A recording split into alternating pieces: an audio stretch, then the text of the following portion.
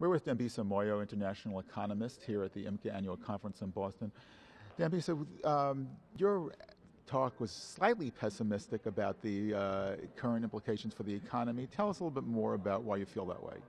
So I think that there's structural problems in the United States in particular, but globally as well, that perhaps are not really being discussed and addressed at the, more generally. So, for example, tactically, things like the financial crisis, I think, are broadly under control right now. But we've got some really deep-seated problems around income inequality, around the debt burden, around how we're going to create economic growth in an aging society.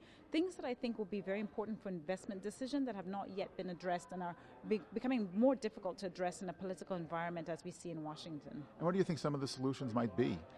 Well, I think that one of the things that would be important is to maintain the idea of globalization. I do think that the idea of having a global perspective around trade, around capital flows, etc., is still a very powerful idea in terms of moving people out of poverty, in terms of reducing income inequality and increasing economic growth over the long term. I think that the problem is that in the current economic environment in the United States, but elsewhere, the tendency is to focus very much inwardly.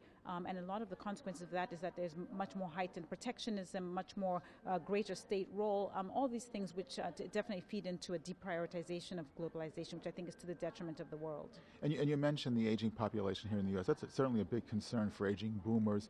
How do you think that will play out? What the challenges they face, how do you think those will be addressed? Well, I have to believe that the government will continue to grow on the back of that. And by that I mean, I think in terms of provision of welfare payments, that has to grow. And welfare in the context of Social Security and Medicare, Medicaid.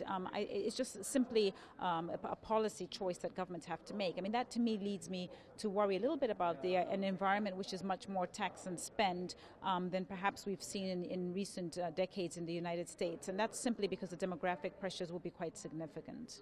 Thank you very much for your time. Thank you. This is Evan Cooper at the IMCA annual conference in Boston.